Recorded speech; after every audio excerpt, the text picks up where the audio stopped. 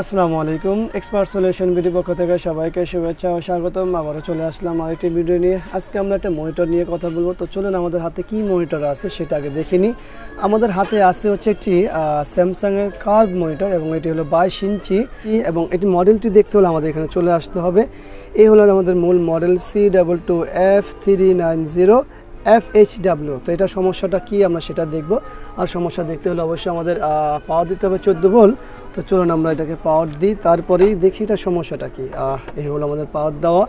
আমরা চলে আসবো এখানে, দেখুন আমাদের নো সিগন্যাল আসছে। নো সিগন্যালের সাথে একটা শেড আছে, এখানেও একটা শেড আসছে। তো এখন আমাদের মূলত চেক দেওয়া সিগন্যাল কেবল হচ্ছে, আমরা নো সিগন্যালে আরও ভালোভাবে দেখব যে কি সমস্যাটা হয়।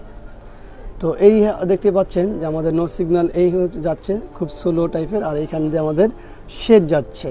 তো এটা মূলত সমস্যা হলো প্যানেলে। তো আমরা আসলে এই প্যানেলটি কতটুকু কী হয় বা কী আসার বিষয় সেটি আজকে দেখব। তো চলুন আমরা মনিটরটি ওপেন করি, তারপরে দেখি। আর মনিটর অবশ্যই খোলার সময় খুব সাবধান হওয়া লাগবে, যেহেতু এটি কার্ভ মনিটর।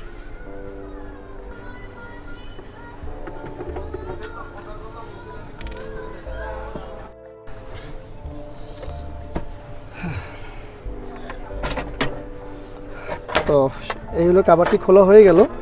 আমরা যদিও কাভারটি পরিপূর্ণ খোলা দেখাইনি, কারণ তো যাই হোক আমাদের মূল এই হলো প্যানেল, এই হলো ভিডিও বোর্ড, আর আমাদের যে মূল সমস্যা সেটা হলো প্যানেলের ত্রিকোণ বোর্ড।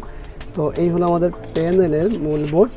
তো এখানে দেখতেই পাচ্ছেন আনটাচ, এটা দেখতেই পাচ্ছেন। তো এখন দেখার বিষয় হলো আসলে এই সমস্যাটা কোত্থেকে হলো বা কীভাবে কী এটা সমাধান করা যায় সেটাই হলো বিষয়। তো আমাদের কিছু ভোল্টেজ মাপতে হবে, সব কিছু দেখতে হবে কি গরম হয় কি না, সেটা আমরা আগে করবো, তারপরে দেখব। তো চলুন আমরা পাওয়ার লাগিয়ে দেখি সর্বপ্রথম যে আমাদের ডিসি টু ডিসি আইসি আছে বা ভিডিও আইসি আছে বা অন্যান্য যে পার্টসপাতিগুলো আছে সেগুলো গরম হয় কি না সেটা আমরা দেখবো। তো আমাদের প্যানেলটি ওপেন হয়েছে। তো চলুন আমরা আইসিতে হাত দিই। আইসি একেবারে নর্মাল হিট, যেটা স্বাভাবিক হওয়ার কথা। আমরা সমস্ত আইসির উপর তিনটা আইসির উপর হাত দিলাম, তিনোটা আইসি একেবারে নর্মাল। পাশাপাশি আমাদের যে এখানে ক্যাপাসিটারগুলো আছে সেগুলো কি কোনো গরম হয় কি না সেগুলো দেখতেছি, কোনো গরমই নেই। তো আমরা কিছু ভোল্টেজ মাপি আগে। তো চলুন আমরা ভোল্টেজগুলো মাপবো। আর ভোল্টেজ মাপতে হলে অবশ্যই মিটার লাগবে, আর মিটারের একটা গ্রাউন্ড নিয়ে নিই আমরা এখান থেকে। তো এই হলো গ্রাউন্ড নিয়ে নিলাম। তো চলুন আমরা সরাসরি ভোল্টেজ মাপি। এই হলো আমাদের 1.2 ভোল্ট এবং এইখানে আমাদের কত সাপ্লাই আছে সেটা দেখে নিই, 1.8 এবং এইখানেও 1.8 থাকার কথা। হ্যাঁ, এইখানেও আছে। তো এই ভোল্টেজগুলো আমাদের ঠিক আছে। পাশাপাশি আমরা এই ভোল্টেজটি মাপবো, দেখবো কত ভোল্ট আছে। এখানে আমাদের 15 ভোল্ট শো করে, তো এই ভোল্টেজও ঠিক আছে। এখানে আমাদের কত আছে, এখানে 11 12 দেখায় আর কি। আর এই ভোল্টেজটা কত, এটা 1.8, এটা 1.2 হওয়ার কথা। হ্যাঁ, এটা 1.2। তো আমাদের এখানে যে ভোল্টেজগুলো আছে সেই ভোল্টেজগুলো ঠিক আছে, কোনো ভোল্টেজের সমস্যা নেই। তো আপনারা দেখতে পেলেন এখানে সমস্ত ভোল্টেজগুলো উপস্থিত আছে এবং সমস্ত ভোল্টেজগুলো ঠিক আছে। আর আমাদের এখানে কোনো ফিজিক্যাল ড্যামেজ নেই বা কোনো ক্যাপাসিটার বা কোনো পার্টসই অতিরিক্ত গরম হচ্ছে না। তো আমরা যেহেতু এটা কার্ভ মনিটর এবং এটা সমস্যা আমরা পাইনি এখন পর্যন্তই, তো নিশ্চয়ই সমস্যা আছে এবং সমাধান ইনশাআল্লাহ হবে। তবে এই ভিডিওটির উদ্দেশ্য শুধুমাত্র যারা ব্যবহারকারী আছেন তাদের উদ্দেশ্য, আর যারা ভিডিও দেখে কাজ শিখে করবেন তাদেরকে বলবো এই ভিডিওটি আপনারা স্কিপ করে চলে যান, কারণ এই ভিডিও থেকে কী ইনফরমেশন বের করতে পারবো আমরা সঠিক বলতে পারবো না। তো যারা ব্যবহারকারী আছেন তারা শুধু দেখেন যে আসলে এই মনিটরটি রানিং হয় কিনা সেটাই একটু দেখুন। তো আমরা অনেক সময় ধরে এই প্যানেলটি যে আমরা এইখানে একটা কাট করেছি, তো আমরা এই কাট করে এখানে কোনো রেজাল্ট পাইনি।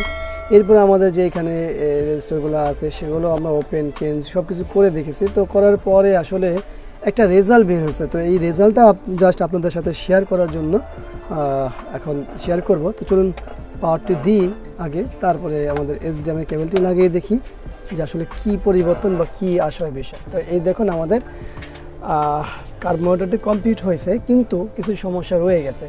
যেরকম এই যে একটা দাগ আছে, এই দাগটি যায়নি আর এই দাগটি যাবেও না। তো এখন দেখার বিষয় যে আমাদের আসলে কালার বা অন্যান্য বিষয়গুলো কেমন কি আছে সেটাও একটু দেখার দরকার। তো দেখতেই পাচ্ছেন যে আমাদের কালার খুবই সুন্দর, ঠিকঠাক আছে কালার। তো আমাদের প্যানেলটি কমপ্লিট হয়ে গেল, আপনারা তো দেখতেই পেলেন, কিন্তু আমরা এখানে অনেক সময় দিয়েছি, আমরা মাইনাস ভোল্ট কাট করেছি, কিন্তু মাইনাস ভোল্ট কাট করার পর আমাদের এই প্যানেলটি কিন্তু হয়নি। তো এরপরে আমাদের আরও অনেক সময় দিয়েছি, বেশ কিছু রেজিস্ট্যান্সের পরিবর্তন করেছি, এরপরে আমাদের আসলে এই রেজাল্ট আসছে। তো আশা করব শুধুমাত্র এইটাই যে আপনাদের কাছে ভালো লাগবে যে অন্তত কার্ব মনিটরগুলো রিপেয়ার হয়, এই ইনফরমেশন আপনাদের কাছে অন্তত এই ভিডিওর মাধ্যমে পৌঁছে গেছে।